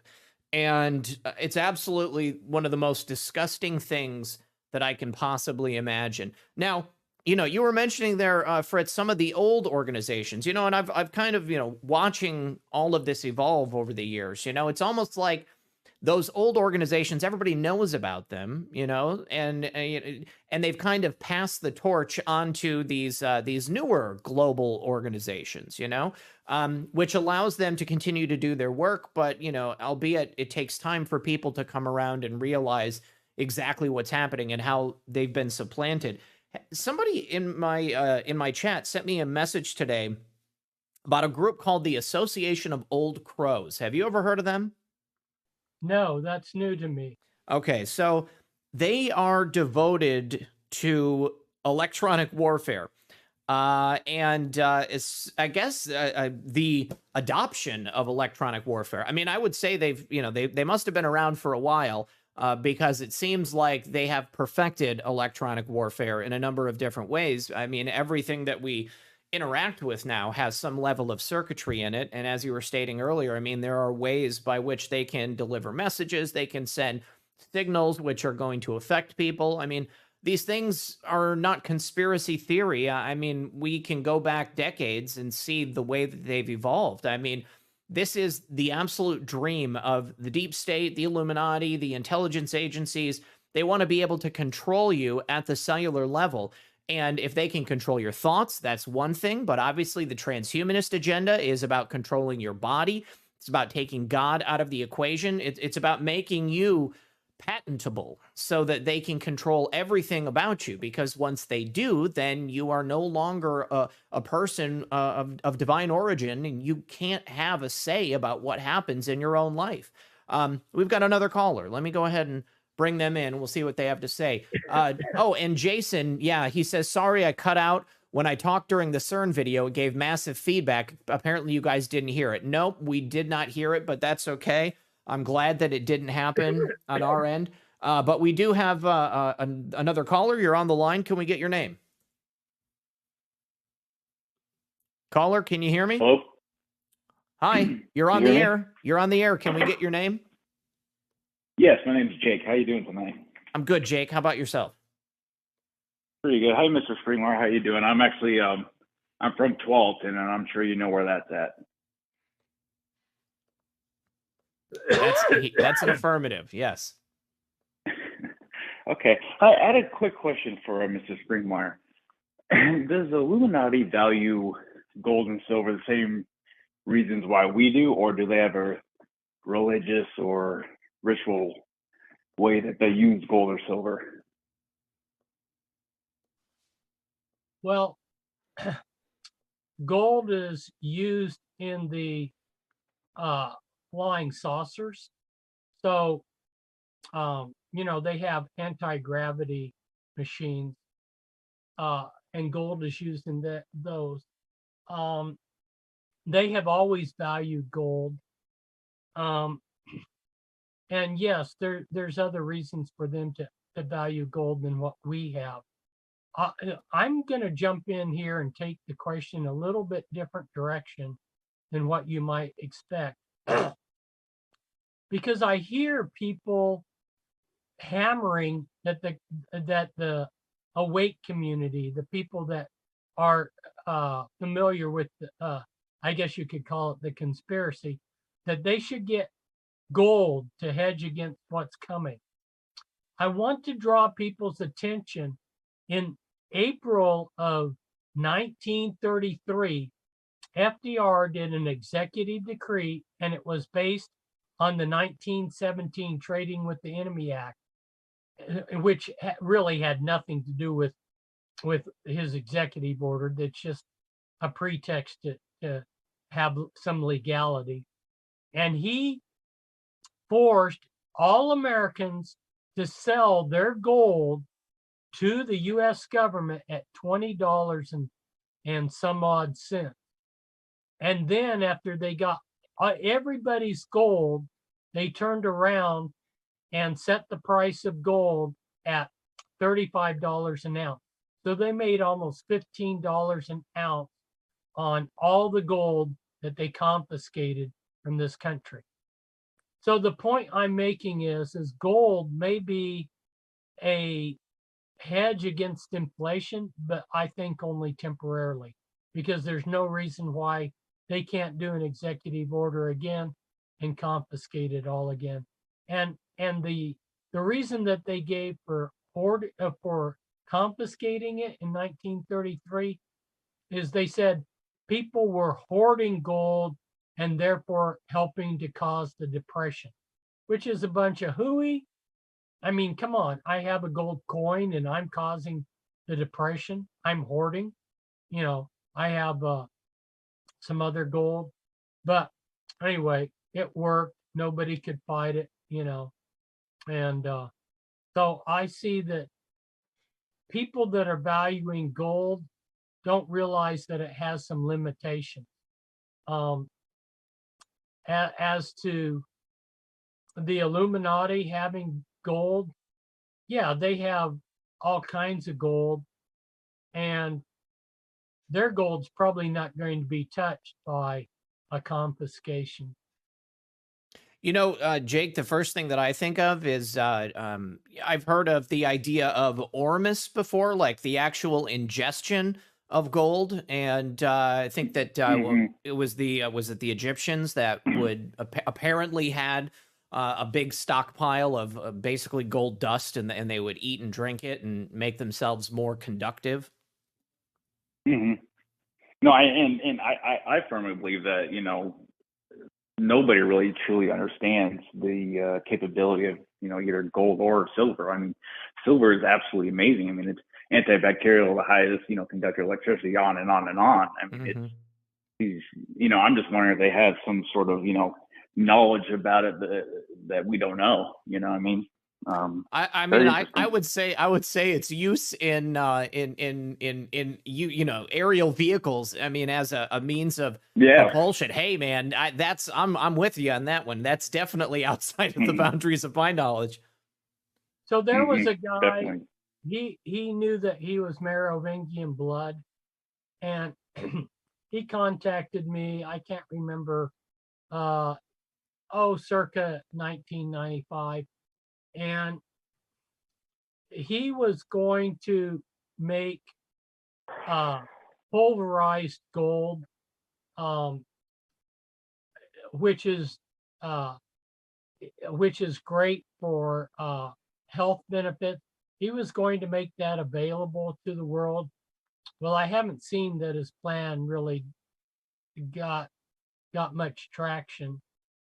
Maybe some people know whether it did or not, but I haven't seen it get any traction. But yeah, like you were saying, gold has medicinal properties too. All right, gentlemen. Well, thank you very much. I appreciate it. You have a wonderful night. You too. Thanks for your call, Jake. Appreciate it, buddy. All right. And somebody out there in the chat is asking if I know where John Mark Dugan's documentary is. Go to his Rumble channel, Bad Wolf, BADVOLF, and you can find it there. I know it's there. If it's not on YouTube, I think that he probably had it taken off or they moved it someplace, but it's definitely on his Rumble channel. I don't have a link to it right now at the very moment. All right, we've got about 15 minutes or so left. Let me go through some of these thank yous that I've been socking up from Rumble over here. NorCal Giant 89 said, "Great guest, Zach." War Angel 1 said, "Sending gratitude for all your dedication." My Norman said, "God bless you, Fritz." And Carnivorous Vegan said, "I gave money to Fritz the last time he was on, so I'm so glad the birth of his child went well. God bless you both." And then Jason said, "I'm sorry I cut out when I talked during the CERN video. It gave massive feedback. Apparently you guys didn't hear it." I absolutely did not hear it. And apparently the audience was getting feedback the entire time. I am so sorry about that, guys. That was definitely not something that we could hear on our end. That's very, very strange. Yeah, I don't know. I've never seen that happen before. Let's go through the other chats over on Foxhole and see if there's any other questions for you. Appreciate the donations from Insight Gino, Ranger Billy, Porpoiseful said good evening. Empress says, because you two because you are you and you deserve so much more. Thank you very much. Vader369, thank you for those shades. Space Coast Patriot said, I had a C-section with my daughter in 1989. In 91 and 92, both my boys were born naturally. Good for you. You know, one of the reasons that I think they have focused so heavily on an overly medicated birthing process, I mean, number one, obviously, to make money. The hospitals and the insurance companies don't profit when you have a home birth. But also, it's a lot easier to ensure that you get on the vaccine schedule if you're there and you have your baby in the hospital. You know, also, circumcisions, if you're being born at home, it's a lot less likely that as a man, you're going to end up having a circumcision. There's just so many different ways that the hospitals can mutilate you as a baby and ensure that you're going to have to keep coming back to them for healthcare for the rest of your life. Nikki the Greek, thank you very much for that. Toria as well, and Sean Joe, a couple of times. Glorious Patriot said, keeping the faith and trusting in our gracious almighty God. Space Coast Patriot said, we just bought another quarter side of beef from a local rancher, went to the ranch, great Christian family. Yeah, get as much local food as you can, guys. You make those arrangements, you make those relationships with people, and then if stuff does hit the fan, well, then you've got a support system you can rely on.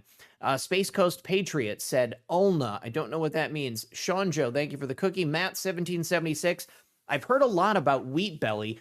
Fritz, are there any good alternatives if we like pizza and bread from time to time? I know that, eating keto, I have seen pizza crust that's been made with cauliflower. Cauliflower works great as a substitute for anything that has like a high starch content rather than potatoes or, any of that stuff. So, but Fritz, anything you would recommend? The dough that makes pizza, the reason why dough has elasticity is gluten. And there are other things that have gluten in them besides wheat, but though that is not good. And there are gluten-free products in the grocery store. Do not buy them because they are dangerous. Yeah, they just gum up your stomach. So, I'll show you this book. Wheat belly. If you want to learn more about wheat, read this book. And in the back of this book, he has recipes, and maybe he has a recipe using cauliflower. I don't know. It seemed to me like there was a recipe that had some kind of alternative that you could make a pizza with it, but it's not going to be. Let's just face it, the gluten in wheat, it produces a really nice elastic dough. It's and true. You're just not going to get the same with other healthy products. Oh, it's so true. Yeah, you just gotta get that thought out of your head. If you're gonna give up wheat, if you're gonna give up bread and stuff, you're just not gonna have it. Also, Jason said, Fritz, ask Fritz if the Merovingians later became the Payseurs, and where are they now? Yes, they did. The Payseurs were in the Carolinas, and Abraham Lincoln's mother worked for them, which was the Spring. She worked for the Spring family, which is an offshoot of the Payseurs. And so Abraham Lincoln was actually part of the Bloodlines, and he was the head of the Rosicrucians in North America. So when he talked about God in his speeches, he was coming from a Rosicrucian angle. But he surprised them. They thought that he was going to toe their line. He was a corporate attorney. Although they billed him as a rail splitter, he was a corporate attorney for the big boys.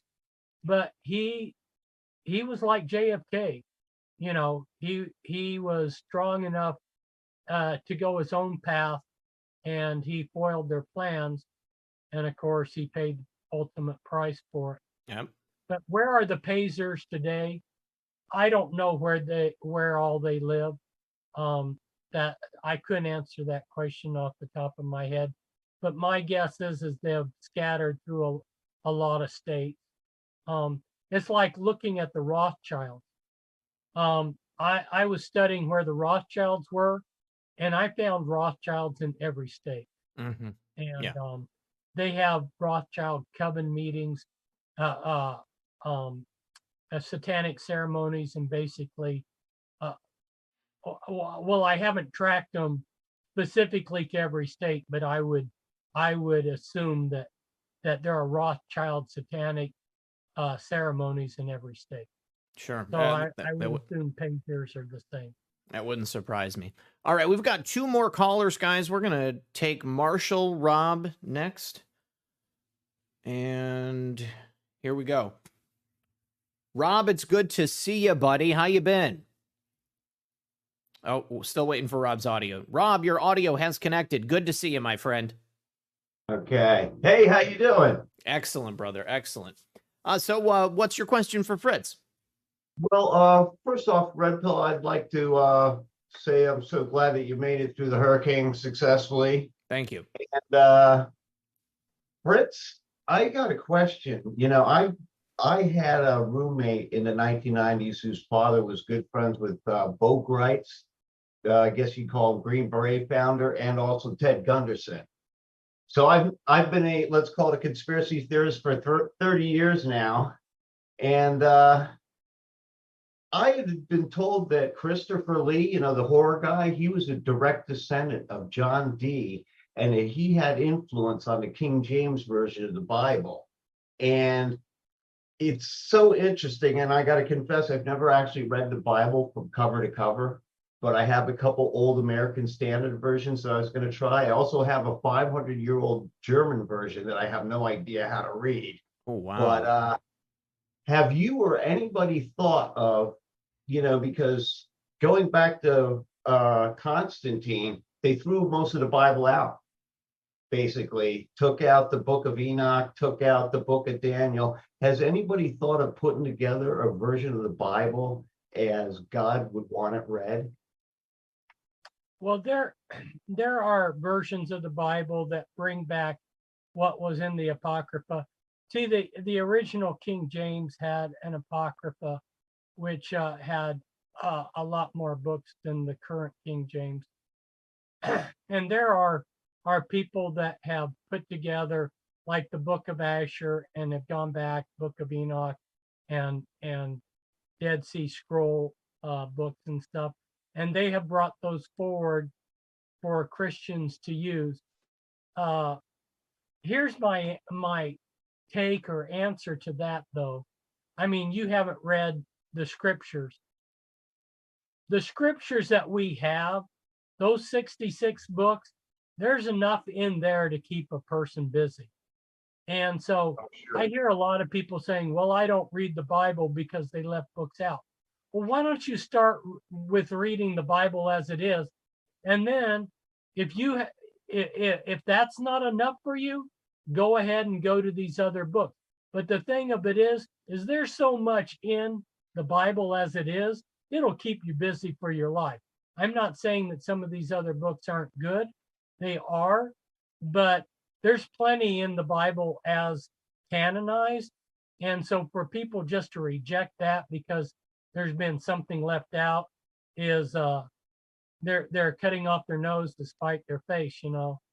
I understand what you're saying totally, but my thought is also because they try to make, say, the atheists, the Illuminati, they want you to believe God is fake, it's all made up, it's myth, and that's why they hide giant skeletons. The Smithsonian hides half of the truth. Most of history's been rewritten, and by having some of them, maybe more attention brought to some of those books like the Book of Enoch and other ones, to where you might see, oh, I see, they're lying to us because they're hiding God. Just like NASA was created by occultists, and it makes you wonder what is most of outer space and everything they're doing there is just all deception also. Mm-hmm. Sorry, that's like a million questions in one, but well, I lost track if there was a question there. I mean, you brought up Bo Greitz and you brought up Gunderson. I don't know if there was a question there. you brought up Sir John D. I don't know if there's a question there, but No, but what I'm basically saying, sorry, my blood sugar is getting a little low. It's about dinner time and I'm type 1 diabetic. But what I was saying with all that, my past history there was I'm quite aware of some of the stuff that you've researched, and I know quite well that you know what you're talking about. All right. So, well, listen, Marshall or Rob, we've got to take the next caller because we're almost done for the night. But get some food. Don't eat sugar. Don't eat wheat gluten either. And I love you. Are you going to give us a riff? I'm up to I did 413 push-ups in 3 sets today Oh, good for you, brother. Good for you. at 62. Awesome. Good stuff. All right. All You right, going to well, give us a riff on your way out? all right.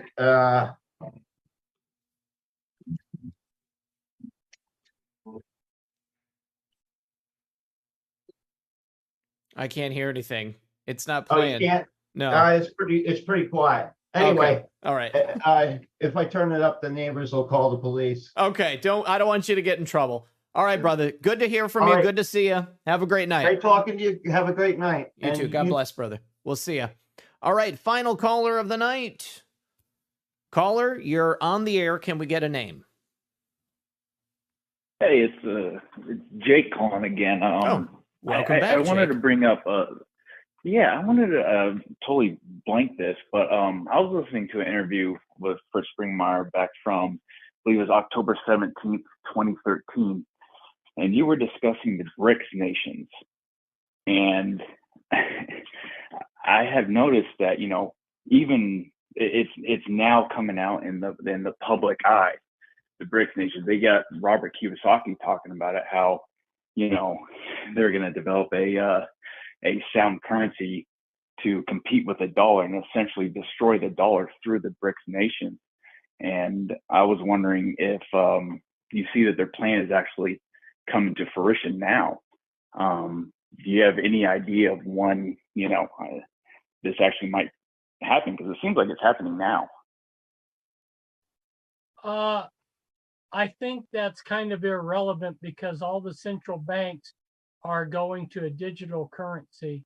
It's a central bank digital currency, and they're all developing their own digital currency, which they're going to promote as making international transactions easier. I think it's kind of becoming irrelevant, but yeah, Americans need to realize that the American dollar isn't going to be lord over all the world like it has been since Bretton Woods. But I don't see that they're at the time, like back in 2013, it looked like they were going to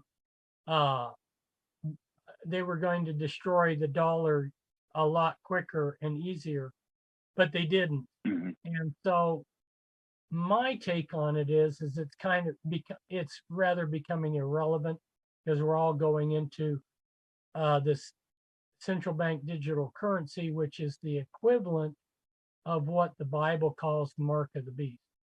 And so I think that a central bank digital currency is the absolute worst possible scenario that we could have.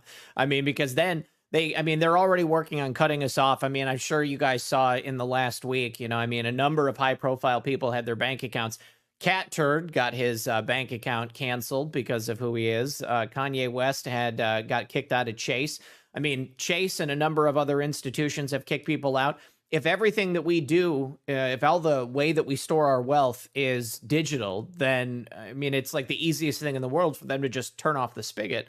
And honestly, this goes back to what you mentioned earlier about precious metals. I mean, this is why I have a portion of my money. I take some money every single month and I put it into precious metals just because, I mean, it's it's something that they can't touch. Even if they tell us that we have to give them all that money, all the gold and all the silver, I think that some people are definitely going to hold off on actually giving it to them.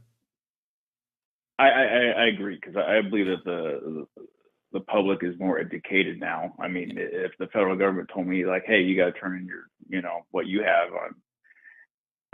I'm probably just most likely to tell them no. Yeah. Because it got to the point right now. I mean, I just, it just got to that point where they just, I mean, everything. They are so corrupt to the core, and it's so blatant now. Yep. But people back in, I mean, even I think it was, I can't remember his name, but it was a treasurer back in 1933. He even added in that if the coin was minted prior to 1933, then it's then considered a collector's coin, which is why a lot of people stack those nowadays. But anyways, yeah. But anyways, you all have a great night. I gotta go to bed now. All right, have a great night. Okay. Good to hear from you again. Take it easy. Okay, so getting back to the thank yous over here. Okay. So Matt 1776, what to do about food? What items can we buy at the grocery store? To me, this is pretty easy. I just try to eat as close to a whole food as I possibly can, as natural as it comes out of the ground.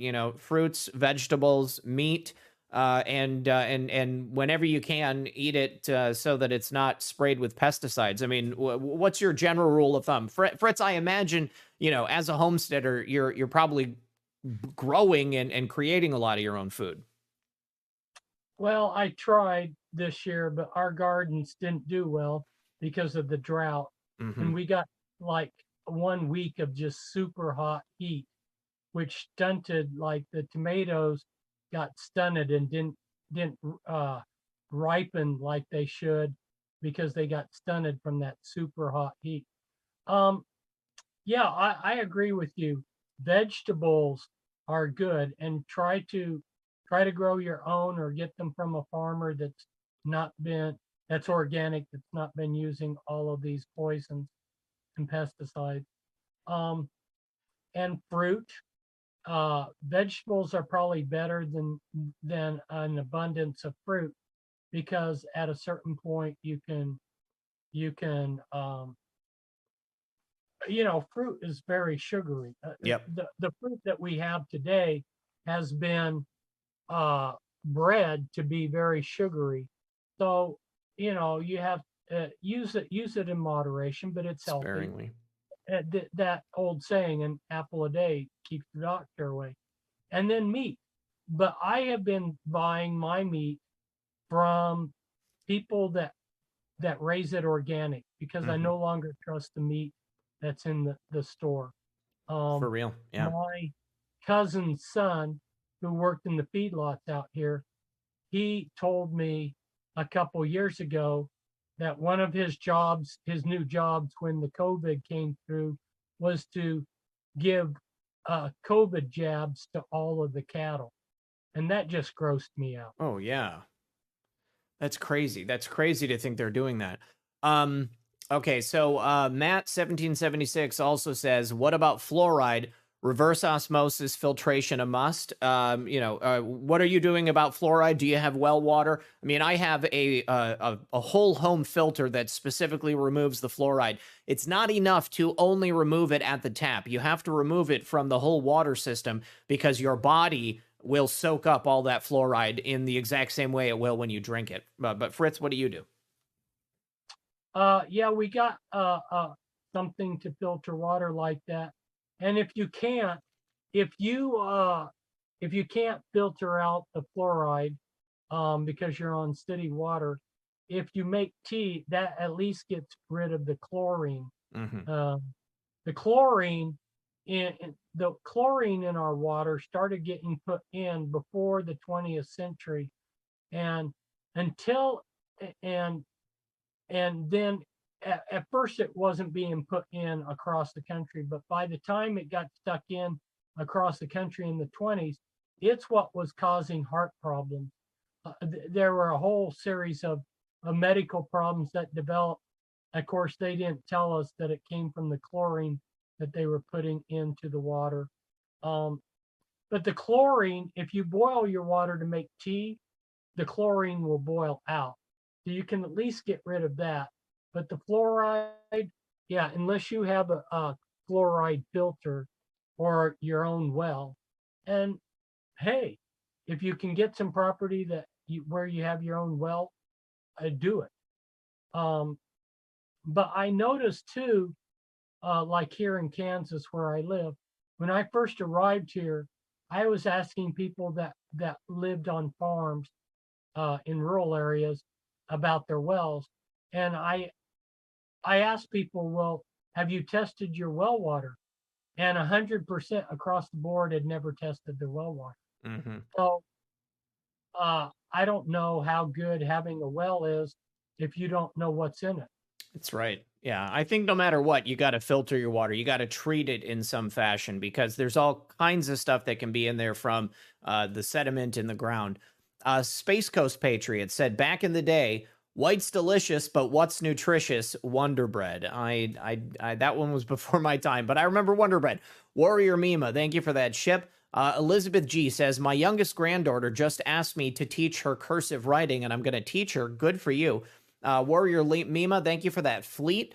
Matt also said, I love Fritz's interviews, so I have to watch the replay, but I'm really into holistic health and what's #1 food tips. Yeah, do you have any other further food tips for people in the audience? MSG is dangerous and it's in everything. Yep. Again, that's, just stay away from processed foods and you pretty much just, negate all of these things from your diet. Puddin' Hollow, thank you for that cookie and the can. Space Coast Patriot said, remember, Biden already threatened the American people with nuclear weapons. Yeah, not the first time the Democrats have done that. Also said, Republicans are not vicious. Democrats are. That's true. They've been, they have been made very vicious. Space Coast Patriot, Latinos are fundamentally conservative. That's why they have, by and large, walked away from the Democrat Party. Also, Zach, at some point, we have to get a viable primary candidate against Marco Rubio. I was just hearing somebody else was talking about Marco Rubio earlier today, and you're absolutely right. I don't trust Marco Rubio at all. Also, C. Blanche, thank you for the cookie. Gambera, thank you for the phone. Khaleesi 2020 for the can. Nikaz 808 said, great show, Zach. Blue Mangoes, thank you for the phone and the shades. Space Coast Patriot, Khazarian Mafia equals Illuminati. Kaboomer, thank you for the can. Pie says, thanks, RP, for another excellent show. And thank you, Mr. Springmeier. Napkinator79, thank you for the ship. Crystal Jane, thank you for the phone. And Space Coast Patriot, one more time, says, get into gold and silver. Get back to the 1800s. We all need to figure out how to contact each other without the use of modern technology. Yeah, I think that simplifying your life, quite honestly, is the best way to go. There are certain things we can't avoid in the modern age, but there are a number of ways that you can make life easier by looking back rather than looking forward. Fritz, you said something earlier about somebody using a calculator to do 2 times 5. That's so sad, but this is one of the things that I remember thinking when I was a kid and we were learning math. We were doing long division, and they got to a certain point where they said, well, now you're just going to use calculators. And I was like, how is that going to help me remember how to do this stuff? What's the point? All you're teaching me is how to use a calculator. I know that there's going to be a certain point where I'm going to try to do this without a calculator, and it will be impossible because, you've trained your brain to do it this way. And the same goes for so many other things that technology have given us. It's given us the ability to look up information instantaneously. But then what have they done? They've controlled us with it. They've dumbed us down because nobody has to really try as hard as they might have. Nobody has to go to the library. You don't have to research in the old physical way. I remember writing papers in middle school and in high school and trying to find all these primary sources. It was a different world. So I just want to say thank you once again, Fritz, for being here today. And as always, what would you really like the audience to take away from our conversation? I would like them to remember that if you turn on a flashlight, the light just naturally overpowers the darkness. So take heart. Evil contains the seed of its own destruction. And don't be intimidated. Take the moral high ground and have faith. Faith is the victory that overcomes the New World Order, people. And that's what I want you to remember. Look at what David and Daniel overcame. And that right there should be a good testimony to you of what somebody can do with faith in God. Amen. Absolutely. Tag anybody who's black pilled with this show on Truth Social so that they can have something to drag them out of the deep morass that they've allowed themselves to sink into. All right, you guys, I love you all. Thank you for being here. Thank you once again, Fritz. Really appreciate you stopping by and sharing your perspective with us. I will be gone tomorrow because it's Saturday. Excuse me, because it's Sunday. We're going to the beach tomorrow, but I'll be back on Monday. And until that time, good luck and God bless. We'll see you then.